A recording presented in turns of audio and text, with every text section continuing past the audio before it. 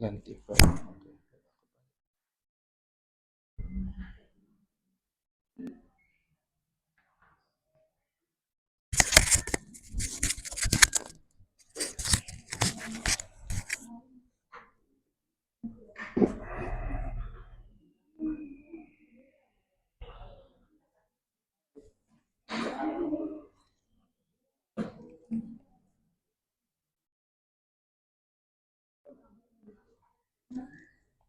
Belum nyala ya, Bu?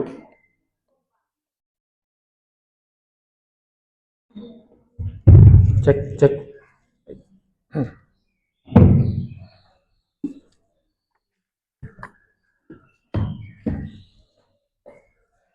Bismillahirrahmanirrahim.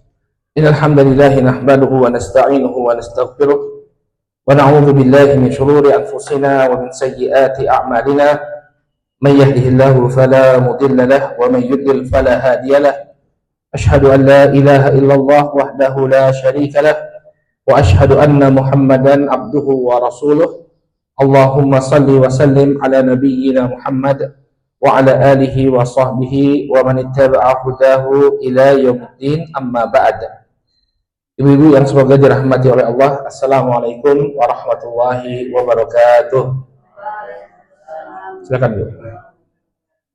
Alhamdulillah, puji dan syukur tak henti-hentinya kita panjatkan kepada Allah Subhanahu wa taala atas segala nikmat yang telah Allah Subhanahu wa taala anugerahkan kepada kita semua, terutama nikmat taufik dan hidayahnya, sehingga sampai saat ini kita masih bisa melaksanakan amalan ketaatan kepada Allah.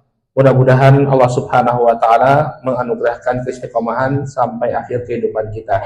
Amin ya rabbal alamin. Salawat serta salam semoga senantiasa tercurah kepada junjungan kita Nabi Muhammad,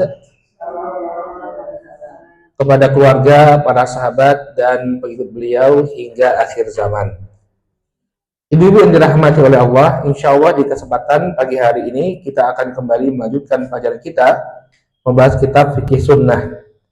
Ya, pada pertemuan yang terakhir, ya, Fikih Sunnah Lin-Nisa, pada pertemuan yang terakhir kita telah bahas cara-cara untuk membersihkan najis. Maka insya Allah di kesempatan pagi hari ini kita akan masuk ke dalam pembahasan yang baru, yaitu Sunanul Fitrah, sunnah-sunnah fitrah. Silakan dibuka materinya, ada ya? Sunnah-sunnah fitrah.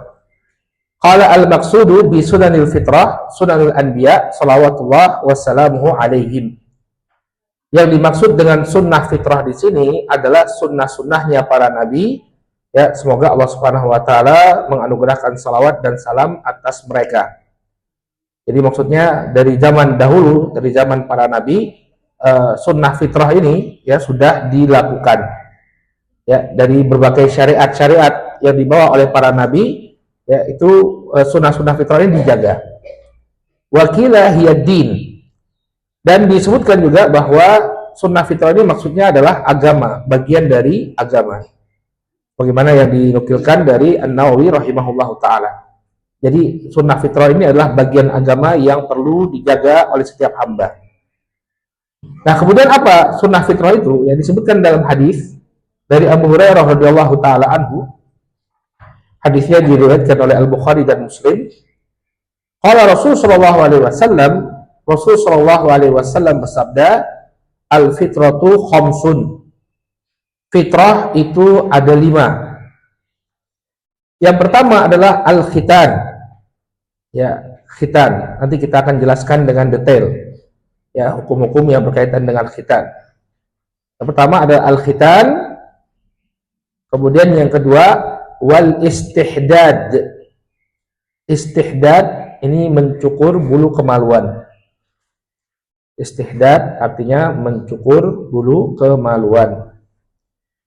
Kemudian yang ketiga waqassus syarib. Waqassus syarib, memotong kumis. Memotong kumis. Kemudian yang keempat wa taqlimul azfar. Wa taqlimul azfar, memotong kuku. Memotong kuku. Dan yang terakhir wanatful abab.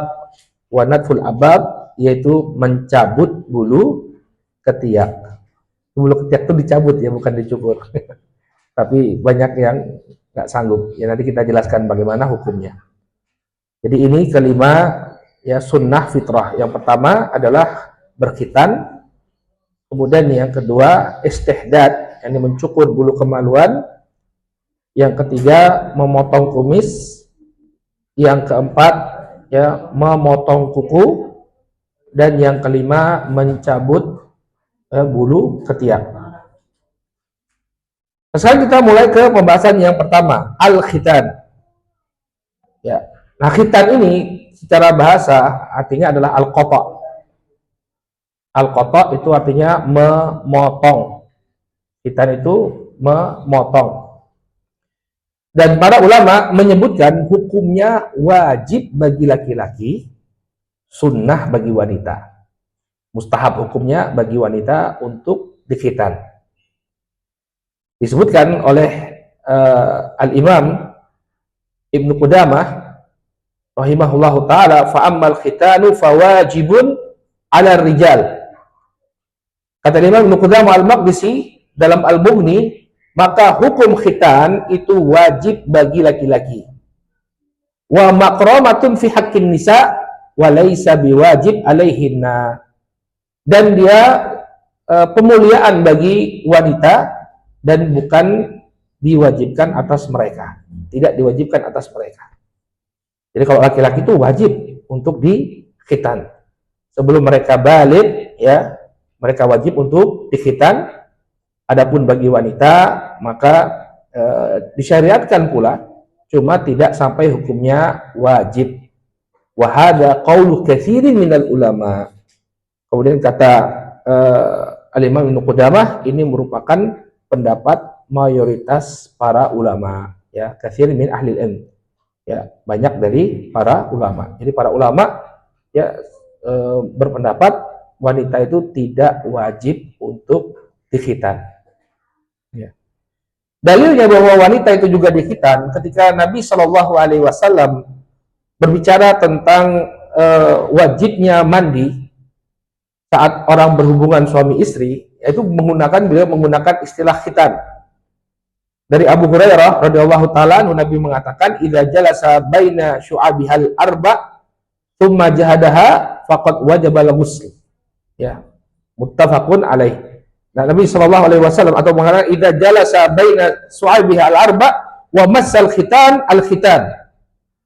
Ya, wa massal khitan al-khitan. Kata Nabi sallallahu alaihi wasallam, apabila seseorang itu sudah berada di empat bagian tubuh istrinya, ya, artinya dia sudah berada di hadapan istrinya, kemudian wa massal khitan al-khitan, dan kedua khitan itu sudah saling bersentuhan, ya, wajib al-ghusl, maka wajib bagi mereka untuk mandi. Ya, jadi ketika dzakar itu sudah masuk ke dalam farji, maka wajib untuk mandi walaupun tidak sampai keluar. Wajib untuk mandi walaupun tidak sampai keluar. Tidak sampai keluar mandinya, spermanya. Ya, sudah wajib untuk mandi. Nah, Nabi Shallallahu Alaihi Wasallam menggunakan ungkapan massal khitan al-khitan ketika kedua khitan itu saling bersentuhan. Sehingga laki-laki itu dikhitan, wanita juga dikhitan. Coba hukumnya berbeda. Kalau laki-laki itu wajib untuk dikhitan, kalau perempuan hukumnya sunnah. Artinya kalau kita punya anak perempuan dan dikhitan, itu nggak berdosa orang tuanya. Ya. Dan sekarang itu kan memang agak sulit ya untuk mengkhitan bayi perempuan. Ada yang baru punya bayi perempuan nggak? Ya, masih bisa nggak dikhitan kalau di Jogja ini? Masih ada nggak bidan yang mau mengkhitan? Saya dulu anaknya dikhitan di Cilacap sana, di Buntu jauh. Ya. Katanya itu bidan-bidan sudah nggak mau untuk mengkhitan karena ada larangan katanya dari WHO atau PBB. Ya. Karena sebenarnya itu kalau saya dengar dari para dokter itu ada kesalahpahaman tentang masalah khitan wanita. PBB itu melarang khitan wanita itu karena praktek yang dilakukan oleh sebagian orang-orang Afrika. Jadi orang-orang Afrika itu semua bagian bibir farji itu semuanya dipotong Sadis banget, dipotong semua oleh mereka. Nah, kalau Islam kan cuma mengelupas selaput yang ada di klitoris. Makanya disebutkan oleh Al-Imam Al-Hafidz Ibnu Hajar, ya. Beliau mengatakan waqala al-Imam Al-Haramain al-mustahab fir rijal qat'ul kulfah wa hiya jildatul lati tughatti al-hasyafah. Ya. Al-Imam Al-Haramain beliau menyebutkan yang wajib pada laki-laki untuk dipotong adalah kulfahnya, kulupnya yang menutupi bagian kepala penis, bagian kepala zakar. Itu harus dipotong sehingga kepalanya itu tidak lagi tertutupi.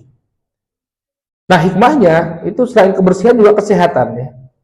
Karena kalau tidak dipotong, ya, maka ada kemungkinan kotoran-kotoran itu akan menggumpal di bagian kepala penis, terutama bagi anak-anak. Makanya direkomendasikan, ya, anak-anak itu jangan terlalu lama menunggu sampai dia dikhitan, sudah besar baru kemudian dikhitan. Ya, dalam sebagian riwayat, walaupun padanya terdapat kelemahan, yang disebutkan Nabi itu dikhitan saat berusia 7 hari. Jadi dari 7 hari itu sudah dikhitan, sudah dibersihkan kepala zakarnya. Ya. Dan dari sisi kesehatan juga, anak kecil itu semakin kecil dia dikhitan itu semakin bagus. Yang pertama tadi kemaluannya jadi bersih. Ada sebagian kasus ketika dia tidak dikhitan, ibu-ibu, kotoran itu numpuk di bagian kepala penisnya sampai kemudian menyebabkan anak itu kejang-kejang, demam. Ya, apa saya lupa namanya, istilahnya apa? Menumpuk dia. Ya, pernah ada teman itu anaknya itu sampai kejang-kejang, begitu diperiksakan ke dokter ternyata itu kepala penisnya itu terjadi infeksi, banyak kotoran sehingga akhirnya apa? Disunat. Nah, kemudian juga dari sisi psikologis, ketika dia masih kecil itu memorinya belum ada. Memorinya itu belum terlalu kuat, ya, nggak seperti ketika dia dewasa, sehingga rasa sakit itu terlupakan, jadi nggak pernah merasakan sakit. Ya. Kalau dia sudah dewasa, dia sudah punya memori, akan terngiang-ngiang, ada trauma, aduh sakit ya. Tapi kalau dia masih bayi, lupa sudah. Kemudian yang ketiga, kenapa bayi itu lebih utama disunat di usia bayi, ya, karena pemulihannya itu cepat,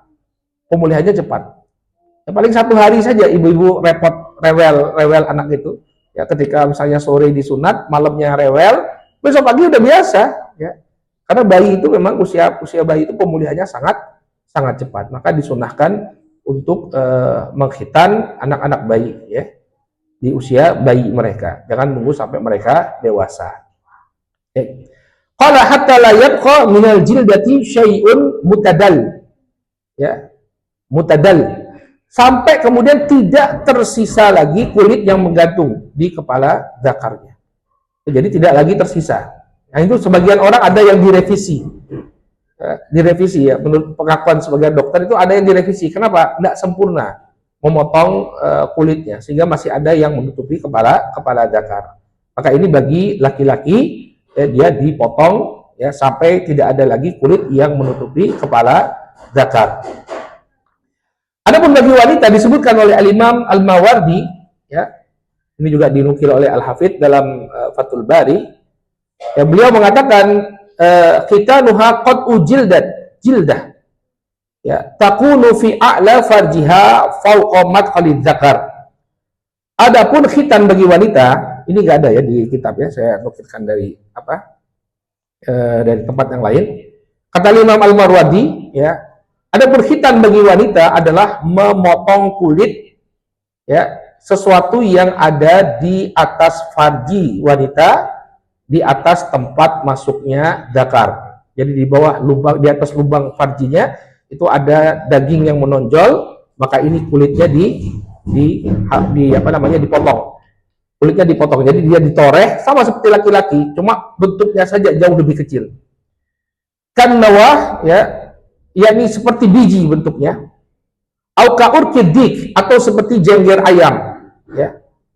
Wal wajibu qat'ul jildati al musta'liyah,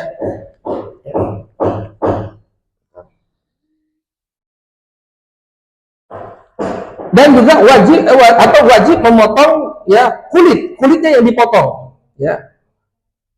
Duna istiqsaluhu, tanpa memotong kulit, tanpa memotong bagiannya secara keseluruhan. Jadi misalnya ada bentuknya seperti ini, yang dipotong itu adalah kulitnya, kulit yang menutupi biji tadi.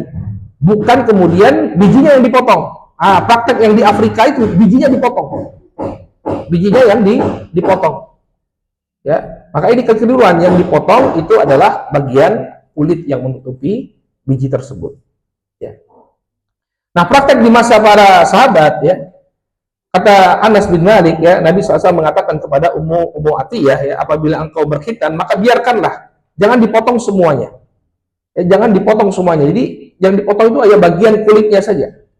Fa innahu asra lil wajhi wa ahda lizauj.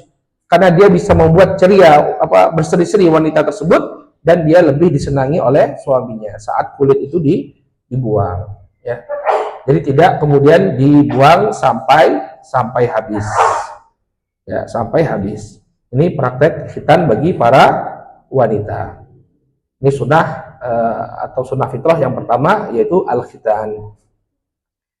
Kemudian yang kedua adalah al-istihdad, ya. Kalau di buku langsung masuk ke dalam pembahasan siwak, tapi nanti itu kita akan bahas tentang siwak nanti. Yang kedua adalah istihdad. Istihdad ini mencukur bulu kemaluan. Al-Imam An-Nawawi rahimahullah menyebutkan dalam syarah beliau terhadap Sahih Muslim, wa ammal istihdadu fahuwa halqul anah sumya istihdadan listimali al-hadidah wa hiya al-musa. Kata An-Nawawi rahimahullah, adapun istihdad, ya, artinya adalah mencukur bulu kemaluan. Ya, mencukur bulu kemaluan. Kenapa disebut istihdad? Istihdad itu dari kata al-hadid. Al-hadid artinya besi. Disebut mencukur bulu kemaluan disebut istihdad karena prakteknya adalah menggunakan alat cukur yang terbuat dari besi. Ya, jilet. Pakai silet. Ya. Nah, ini juga termasuk sunnah fitrah. Kemudian bagaimana mencukurnya? Ya, apakah boleh bagi seseorang untuk mengguntingnya? Maka kata Imam An-Nawawi, wal afdalu fihi al-halqu. Yang paling afdal adalah mencukur. Jadi dengan menggunakan alat cukur sampai ke pangkalnya, dihabiskan bulu kemaluannya. Wa yajuzu bil qas, ya. Dan boleh juga dengan menggunakan gunting. Jadi digunting, tidak sampai ke asalnya, tapi digunting. Wa natf, dan demikian juga boleh untuk dicabut. Tapi sakit, ini akan menyebabkan sakit. Cuma masalah boleh atau tidaknya, boleh. Yang penting karena yang diinginkan dari pencukuran itu adalah kebersihan. Yang penting tidak kemudian tumbuh lebat, tapi dicukur. Demikian juga wan nurah, dan nurah boleh menggunakan nurah. Nurah itu batu sejenis tawas, ya. Jadi orang Arab mereka untuk menghilangkan bulu yang tumbuh di sebagian anggota tubuh, mereka menggunakan sejenis batu. Ya, batu ini kemudian digesek-gesekkan, dioleskan ke bagian yang tumbuh bulu, maka nanti bulunya akan rontok. Maka mau pakai cara dia dicukur, ya, diperbolehkan. Kemudian juga pakai gunting juga diperbolehkan, dicabut juga diperbolehkan. Ya, kalau dicabut itu, kalau sekarang itu ada istilahnya apa namanya ibu-ibu, ya, yang dipakai waxing, ya, pakai lilin, ya. Dia pakai lilin, dikasih lilin, kemudian ditarik gitu, ya, seret, ya. Habis itu nggak ada lagi bulunya, maka itu pun diperbolehkan. Dan juga menggunakan batu, ya, untuk menghilangkan bulu yang tumbuh di kemaluan. Nah, kemudian bagian mana saja yang perlu dicukur? Kata Imam An-Nawawi, wal muradu bil anati sya'ri alladhi fawqa dzakari rajuli wa hawalihi. Kadzalika asy-sya'ru alladhi hawali farjil mar'ah. Yang dimaksud dengan anah, dengan bulu kemaluan, adalah bulu yang tumbuh di atas, ya, zakarnya laki-laki dan di sekitarnya. Demikian juga bulu yang tumbuh di sekitar farji perempuan. Wa nukila an Abil Abbas ibn Suraij annahu asy-sya'ru an-nabat haula halqatid duburi. Dan dinukilkan juga dari Abu Abbas bin Suraish bahwa termasuk yang harus dicukur adalah bulu-bulu yang tumbuh di sekitar lubang tubur. Ya, di sana juga ada bulu-bulu dan itu pun disyariatkan untuk dibersihkan. Ya. Fayahsulu min majmu'i hada istighbabu halqi jami'i ma 'alal quburi wad duburi wa haulahuma. Maka kalau kita gabungkan pendapat-pendapat para ulama, hukumnya mustahab untuk menghilangkan semua rambut, semua bulu yang tumbuh, baik itu di kemaluan, demikian juga di dubur dan yang ada di sekitarnya. Karena tujuannya itu adalah untuk kebersihan. Maka dibersihkan semua, baik yang tumbuh di sekitar kemaluan, demikian juga yang tumbuh di sekitar dubur. Nah, kemudian waktu mencukur, ya, kapan kita mencukur bulu kemaluan? Kata Imam An-Nawawi rahimahullah, wa amma waktu halqihi fal mukhtaru annahu yubad bil hajah wa tulihi idza tala khuliqa. Kata beliau, adapun waktu pencukurannya, maka pendapat yang terpilih adalah disesuaikan dengan kebutuhan. Kalau dia sudah panjang, maka silakan dicukur. Jadi tidak ada waktu tertentu, harus 1 minggu sekali, 2 minggu sekali, tidak. Ketika itu sudah tumbuh, maka dicukur. Jadi disunahkan agar kemaluan itu bersih dari bulu kemaluan, tidak kemudian dibiarkan tumbuh panjang. Hanya saja ada batas maksimalnya. Tidak boleh untuk kita tidak mencukur bulu kemaluan melebihi 40 hari. Ya, dalilnya adalah hadis yang diriwayatkan oleh Al-Imam Muslim dari sahabat Anas bin Malik radhiyallahu taala anhu. Kata Anas bin Malik, waqata lana fi qassi syarib wa taqlimil azfar wa nufil abad wa halqil ana alla yutrak aktsar min 40 lailah. Kata Anas bin Malik, Rasul sallallahu alaihi wasallam memberikan batasan waktu bagi kami untuk memotong kumis kami, memotong kuku kami, mencabuti bulu ketiak, dan mencukur bulu kemaluan agar tidak dibiarkan lebih dari 40 hari. Jadi kalau sudah lebih dari 40 hari, sudah sampai 40 hari, harus dicukur. Ya. Wallahu ta'ala alam. Jadi 40 hari. Nah, sebagian para ulama ada yang mengatakan bahwa disunahkan untuk mencukur bulu kemaluan itu pada hari Jumat. Jadi perbuatan yang 4 ini, ya, memotong kumis, memotong kuku, mencabuti bulu ketiak, dan mencukur bulu kemaluan, ini dilakukan pada hari Jumat, terutama bagi laki-laki yang akan pergi sholat Jumat. Makanya kan bapak-bapak itu kalau pagi-pagi apa kegiatannya biasanya apa? Gunting kuku, potong kumis, ya. Karena memang disunahkan oleh sebagian para ulama mengatakan hukumnya sunnah untuk melakukan itu semua pada hari Jumat. Ya. Kemudian yang ketiga, ya, sunnah fitrah yang ketiga adalah qassus syarib, memotong kumis. Ya. Jadi kumis itu tidak boleh kemudian dibiarkan sampai menutupi bibir. Nah, ini kalau dikasih tahu bapak-bapak, ya, ibu-ibu yang punya suami brengosan, brengosan namanya ya, kalau ya, kalau kumisnya sampai melebihi bibir itu harus dipotong. Cuma ada khilaf di kalangan para ulama, apakah kumis itu cukup dipendekkan atau boleh nggak kita pakai silet, pakai alat cukur untuk mencukur habis kumis. Ini bagi laki-laki, ya, karena kebanyakan wanita nggak punya kumis. Ya. Memang ada sebagian yang punya kumis, tapi mayoritas itu laki-laki yang punya kumis. Nah, ini para ulama khilaf, ya. Kalau dalam mazhab Maliki dan Syafi'i, ya, itu nggak boleh dicukur habis. Jadi hanya boleh digunting. Itu pun, jadi laki-laki muslim itu menurut mazhab Maliki dan Syafi'i itu harus punya kumis. Dia harus punya kumis. Jadi yang dipotong itu hanya yang melebihi bibir. Ini yang dipotong. Ya. Adapun yang di atasnya ini nggak boleh, ya. Jadi tetap harus ada laki-laki menurut mazhab Maliki dan Syafi'i itu harus punya kumis, ada kumisnya. Nah, tapi dalam mazhab yang lain, dalam mazhab Hambali dan dalam mazhab Hanafi itu boleh dicukur sampai habis. Makanya kita itu kalau umrah ketemu orang dari mana? Dari India atau Pakistan, ya India atau Pakistan, mereka jenggotnya panjang-panjang tapi sininya habis semua, mulus. Ya, pas Jumatan itu kalau ketemu orang India atau Pakistan, jenggotnya panjang tapi ininya mulus, kumisnya mulus karena dikerok pakai silet.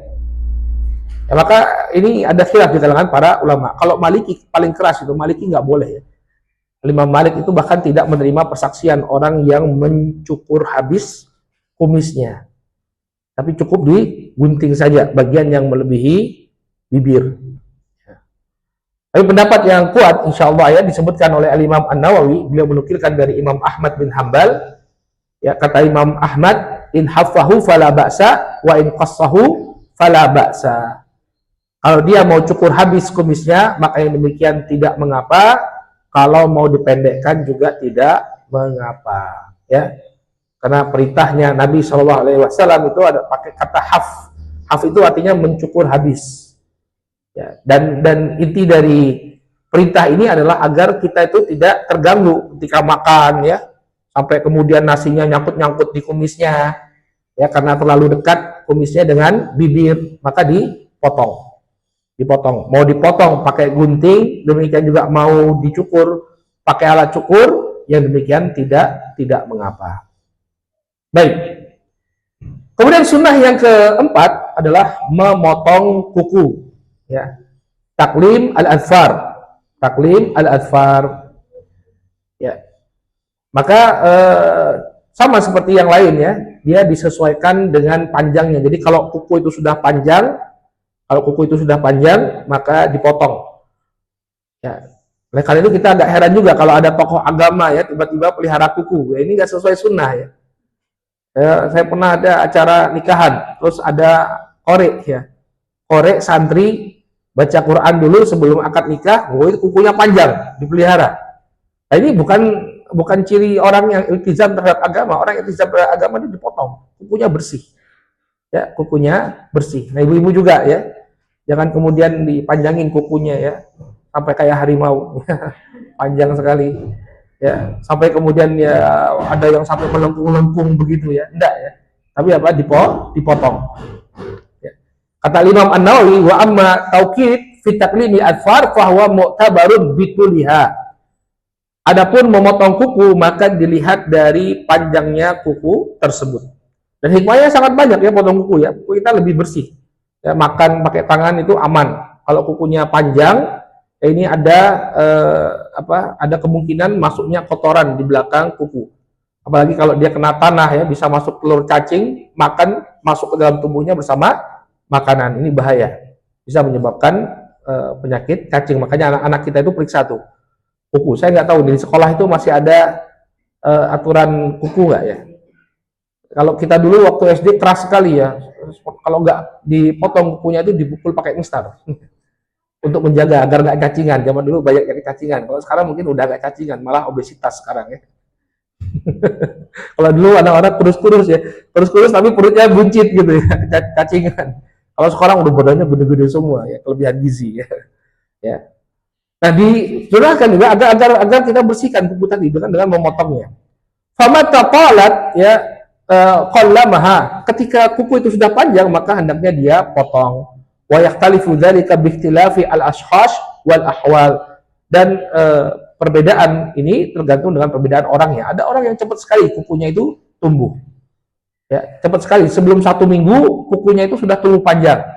Ada orang yang setelah 1 minggu pun, ya, kukunya nggak tumbuh panjang. Maka kata Al-Imam An-Nawawi, ya, tergantung orangnya. Yang penting apa? Dia jangan membiarkan kukunya itu panjang.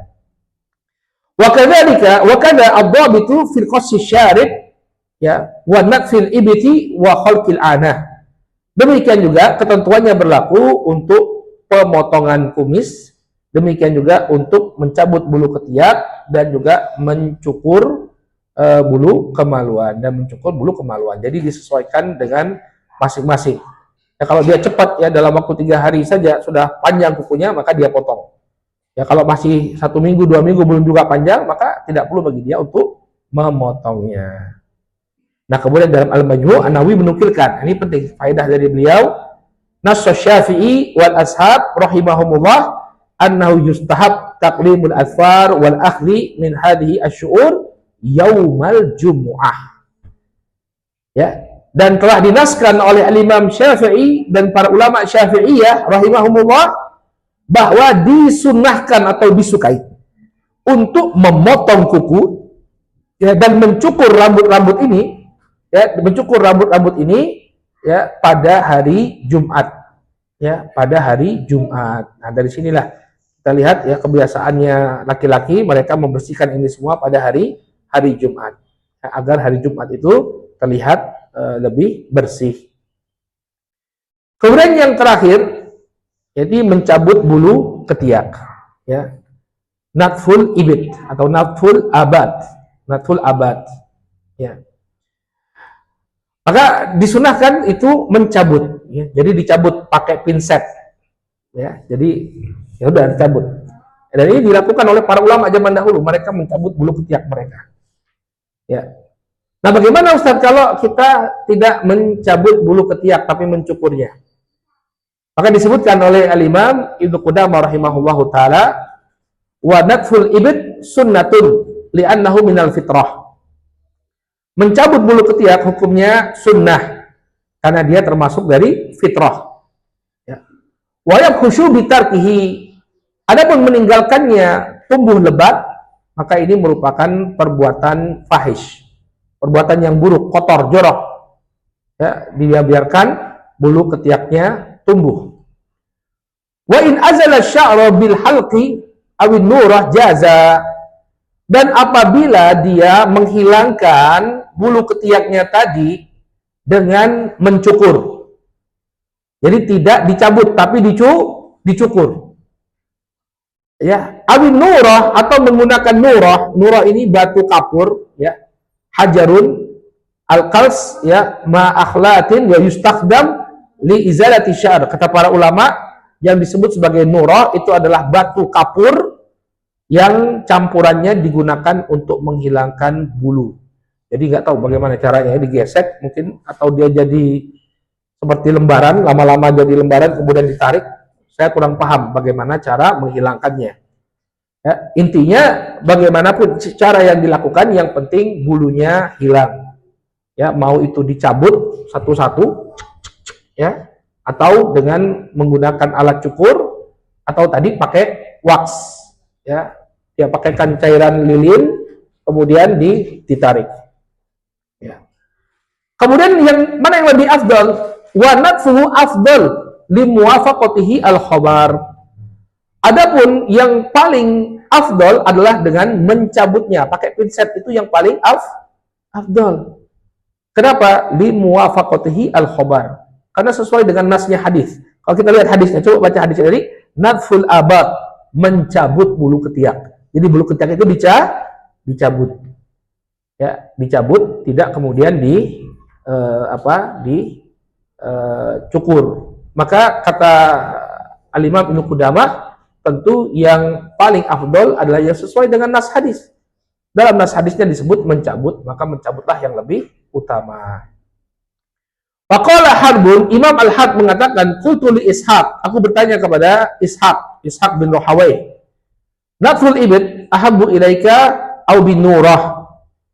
Ya, pernah ditanyakan kepada Al-Imam Ishaq bin Rahawai, wahai Imam, apakah mencabut bulu ketiak lebih kau sukai atau menggunakan nurah yang lebih kau sukai?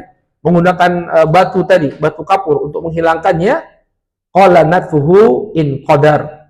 Maka apabila dia mampu, hendaknya dia cabut.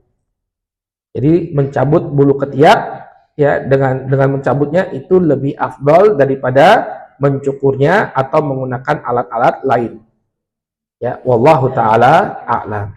Jadi ini yang perlu dilakukan, ya, untuk kita jaga dalam keseharian kita, ya, 5 sunnah fitrah.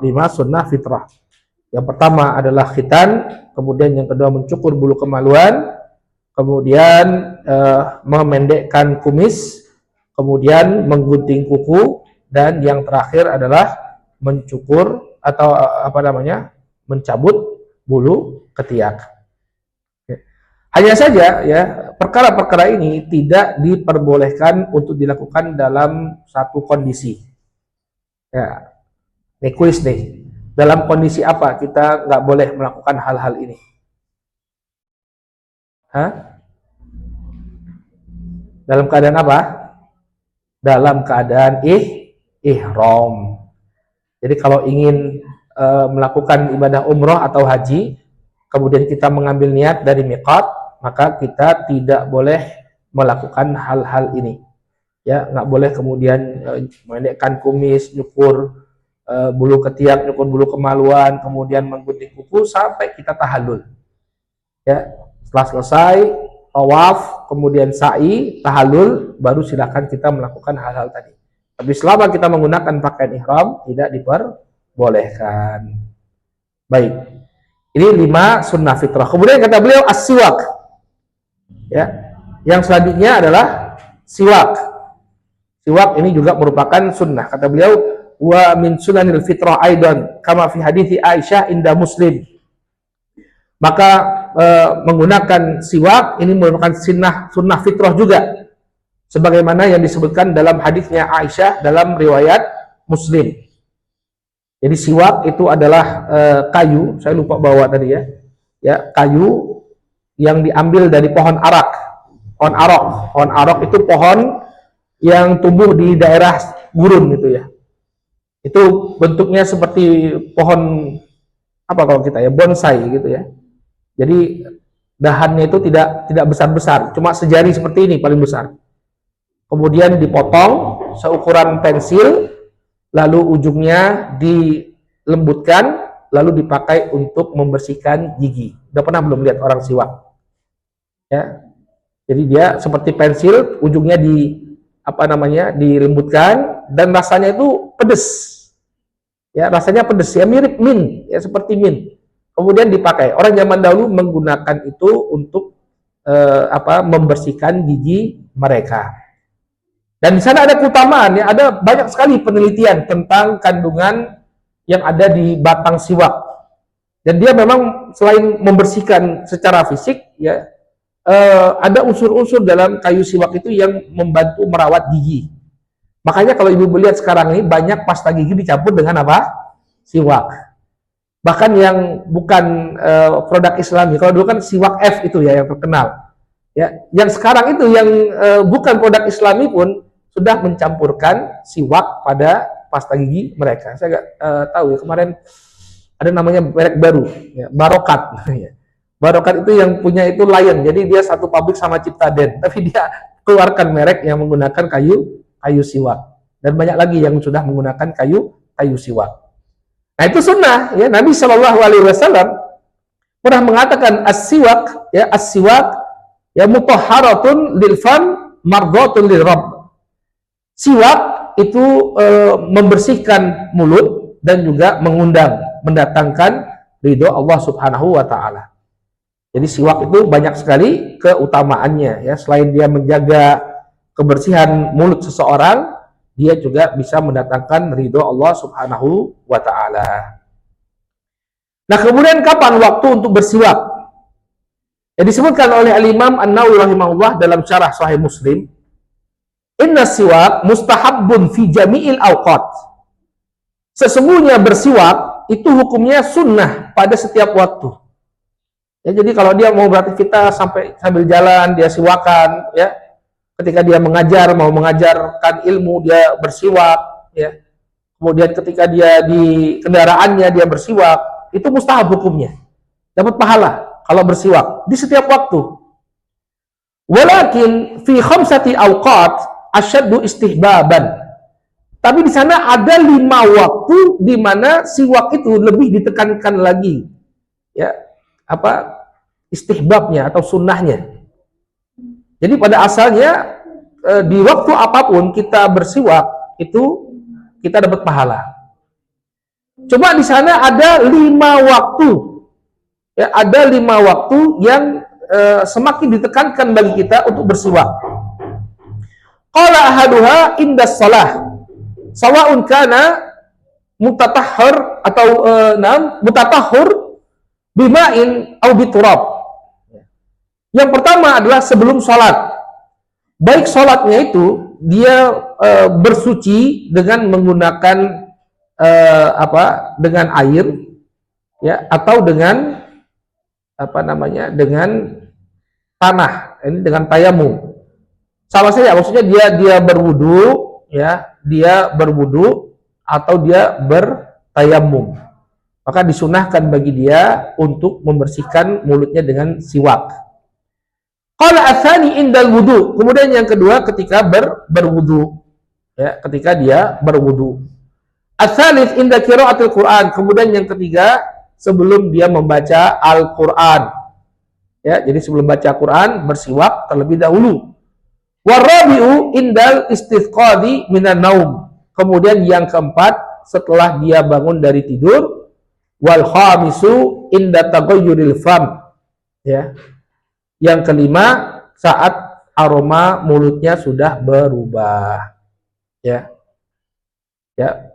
Baik sebab perubahan aroma mulutnya itu karena dia tidak makan. Ya, orang itu kalau lama tidak makan, mulutnya itu akan bau. Ya, kalau kita puasa, ya, akan muncul aroma yang tidak sedap dari lambung kita yang ini kemudian keluar dari mulut. Maka dalam kondisi seperti ini disunahkan untuk bersiwak, ya, agar gas yang keluar tadi terkurangi baunya, aromanya. Ya, demikian juga tulus sukut. Ya, lama diam, nggak ngomong-ngomong, ya, dia begitu ngomong keluar hawa naga, ya, maka disunahkan untuk bersiwak, ya. Dan demikian juga wa minha kathratul kalam, demikian juga banyak ngomong. Jadi banyak ngomong itu bikin mulut bau, nggak ngomong juga bikin mulut bau. Jadi gimana? Yang ngomongnya sedang-sedang saja, ya. Ya, maka dalam kondisi apapun ini disunahkan untuk bersiwak, terutama di 5 waktu. Ya. Yang pertama, ya, ini kita sebutkan dalil-dalilnya sebagaimana yang disebutkan oleh beliau di sini. Indal wudu, saat berwudu. Ya, jadi disunahkan untuk bersiwak. Jadi kita bersihkan mulut kita dulu, kemudian berwudu. Ya, Nabi SAW mengatakan, laula an asyqa ala ummati la amartum bisiwaki inda kulli wudu.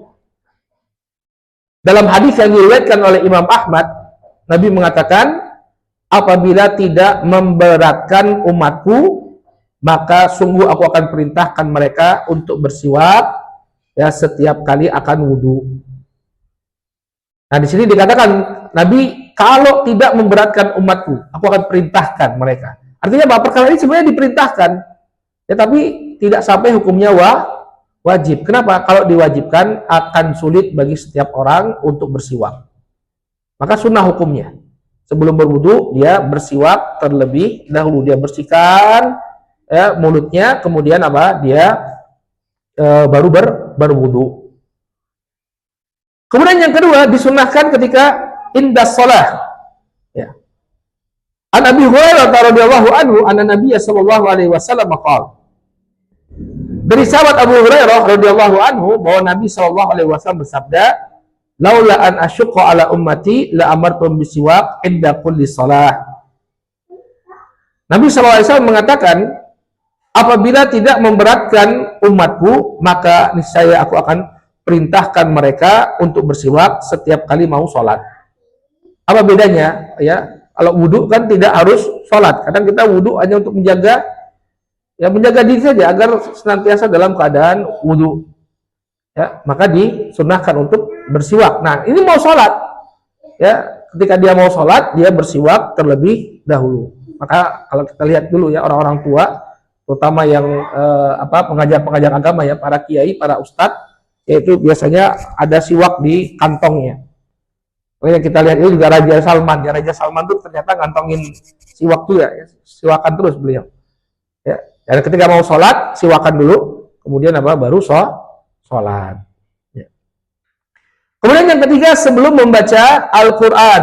Sebelum membaca Al-Quran, diriwayatkan dalam Sunan Al-Baihaqi dari sahabat Ali bin Abi Thalib, ya, beliau mengatakan umirna bisiwak. Ya, kata Ali bin Abi Thalib, kami itu diperintahkan untuk bersiwak.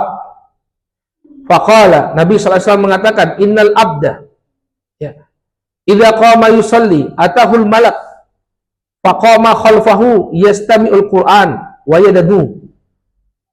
Kata Nabi SAW, sesungguhnya seorang hamba apabila dia bangkit untuk melaksanakan salat, maka datanglah malaikat, lalu malaikat itu berdiri di belakangnya. Yastami'ul Qur'an wa yadadu. Dia menyimak bacaan Al-Quran dan mendekat. Fala yazalu yastami'u wa yadnu hatta yad'a fahu ala fih. Dan tidaklah dia mendengar dan mendekat sampai kemudian dia letakkan mulutnya, dengan mulut orang yang membaca. Artinya apa? Malaikat itu sangat dekat dengan orang yang membaca Al-Quran dalam sholatnya tersebut. Ya. Qala fala yaqra ayatan illa kanat fi jawfil malak. Ya, tidaklah hamba tersebut membaca suatu ayat kecuali ayat tersebut masuk ke dalam perut malaikat tersebut. Artinya saking dekatnya malaikat tadi dengan dengan seseorang, ya, dengan seorang yang sedang membaca Al-Quran. Maka disunahkan bagi dia untuk bersiwak. Karena apa? Karena malaikat itu berada dekat sekali dengan orang yang membaca Al-Quran, ya. Nah, makanya juga dalam menjaga aroma tubuh, ya, ketika kita sholat juga ada malaikat yang membersamai kita, maka disunahkan untuk menjaga aroma tubuh ketika sholat. Ini masalahnya kalau kita laki-laki itu sholat berjamaah, banyak orang yang tidak menjaga bau badannya, apalagi para perokok, yang rokok habis itu sholat, baunya luar biasa. Ini malaikat terganggu, karena malaikat itu ada di sekitar kita ketika kita sholat. Dia kan malaikat, ya, kita aja terganggu. Ya, maka termasuk ibu-ibu, ya, kalau mau sholat berjamaah itu perhatikan aroma badannya, jangan sampai kemudian mengganggu orang-orang yang ada di sekitarnya. Kalau pengajian gimana? Ya sama saja, ya. Ya, jangan sampai aroma tubuhnya mendolimi orang lain. Kemudian yang keempat, sebelum masuk rumah. Nah, ini Nabi SAW punya kebiasaan, ya. Beliau itu paling nggak suka kalau tercium aroma yang tidak sedap dari tubuh beliau. Beliau itu pengen kelihatan fresh, wangi begitu, ya. Sampai ketika sebelum masuk rumah, beliau siwakan dulu. Sehingga kalau ketemu istrinya, ya nggak pernah tercium bau yang tidak sedap dari mulutnya Rasulullah Shallallahu Alaihi Wasallam. Makanya Nabi itu sampai pernah mengharamkan madu. Ibu-ibu baca dalam sababun nuzul dari surat At-Tahrim. Ya ayuhan nabi lima tuharimu ma halallahu laka, ya. Wahai Nabi, kenapa engkau mengharamkan sesuatu yang telah dihalalkan oleh Allah hanya untuk mencari ridho istri-istrimu. Jadi ceritanya Aisyah dan Hafsah itu cemburu ketika Nabi SAW main ke rumah salah seorang istri beliau, ya, Sofia kalau nggak salah, ya. Ya, maka kata Aisyah sama Hafsah, kita kasih tahu saja kalau Nabi pulang ke rumah salah seorang di antara kita, bilang mulutnya bau, ya, bau getah begitu, ya. Padahal Nabi baru minum madu di rumah salah seorang istri beliau yang lain. Maka kemudian Nabi mengharamkan, sampai sempat mengharamkan madu untuk beliau. Kenapa? Karena ternyata itu menyebabkan bau yang tidak sedap. Tapi itu sebenarnya muslihat saja dari Aisyah dan Hafsah. Maka bisa dilihat itu dalam kisahnya di sababun nuzul surat At-Tahrim. Ya, maka kembali kepada siwak sebelum masuk ke dalam rumah, ya, dari Al-Miqdam bin Syuraih, dari ayahnya, dia bertanya kepada Aisyah, bi ayyi syai'in kana yabda'u Nabi sallallahu alaihi wasallam idza dakhala baitah? Apa yang dilakukan oleh Nabi sallallahu alaihi wasallam saat beliau masuk ke dalam rumahnya? Qalat bisiwak, ya, Nabi mulai dengan bersiwak terlebih dahulu. Jadi sebelum masuk ke dalam rumah, Nabi Shallallahu Alaihi Wasallam bersiwak. Ya, ini menunjukkan bahwa laki-laki pun perlu menjaga kebersihan dirinya. Sebagaimana para sahabat, ya, mengatakan, ya, kalau dia ingin agar istrinya itu tampil baik di hadapan dirinya, dia pun hendaknya tampil baik di hadapan sang istri. Jangan hanya mengharapkan istri saja yang tampil baik, tapi dia tidak pernah memperbaiki penampilan dirinya. Kemudian yang kelima, saat bangun tidur, ya, kata beliau di sini, inda al-qiyam minal lail, ketika dia bangun tidur, ya, bangun dari tidur di malam hari, ya, ketika akan sholat tahajud. Ya, disebutkan dari Hudzaifah radhiyallahu taala anhu anna Rasul sallallahu alaihi wasallam kana idza qama min al-lail ya yashusu fahu bisiwak. Lalu kebiasaannya Nabi sallallahu alaihi wasallam apabila beliau bangun di malam hari, beliau bersiwak ya. Jadi ini kebiasaannya Nabi sallallahu alaihi wasallam. Kemudian faedah disebutkan ya dalam mazhab Syafi'i, ini dinukilkan dari Al-Majmu' ya, wa madhhabu Syafi'i anna siwak yukrah lis-sha'im ba'da zawali syams li'alla yuzilu raihata al-khuluf al-mustahabbah. Dalam mazhab Syafi'i disebutkan bahwa tidak disunahkan atau dimakruhkan bagi orang yang berpuasa untuk bersiwak setelah matahari tergelincir. Ya. Kenapa? Karena yang demikian bisa menghilangkan bau mulut yang tidak sedap. Ya, jadi dalam mazhab Syafi'i, ya siwak itu ada waktunya. Kalau sudah muncul ketika kita sedang puasa, kemudian muncul aroma yang tidak sedap, yaitu jangan disiwakin kata mazhab Syafi'i. Kenapa? Karena ada hadis yang memuji bau mulutnya orang yang berpuasa. Nabi mengatakan walladzi nafsu Muhammadin biyadihi la khulufu fami sha'im atyabu indallahi yaumal qiyamah min rihil misk. Demi Allah yang jiwa Muhammad berada di tangannya, bau mulutnya orang yang berpuasa itu lebih wangi di sisi Allah pada hari kiamat daripada bau misik. Maka dalam mazhab Syafi'i bau mulutnya itu harus dipertahankan. Kenapa? Karena ini nanti di sisi Allah Subhanahu wa taala ya bau mulut tersebut akan lebih wangi daripada bau misik. Kemudian masalah selanjutnya yang berkaitan dengan siwak, apakah siwak itu bisa digantikan dengan sikat gigi dan pasta? Ya, maka ada khilaf di kalangan para ulama.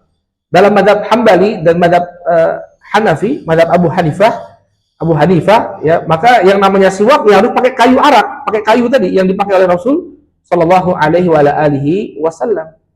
Jadi keutamaan tadi mendatangkan ridho Allah Subhanahu Wa Taala itu tidak bisa tergantikan dengan pasta gigi. Namun pendapat yang lebih kuat ya, yang demikian ya sama saja. Jadi kalau kita gosok gigi pakai odol itu juga kita mendapatkan keutamaan bersiwak walaupun tidak menggunakan kayu siwak. Karena tujuan dari siwak itu adalah membersihkan gigi, membersihkan mulut. Maka membersihkan mulut itu bisa dilakukan dengan menggunakan pasta gigi.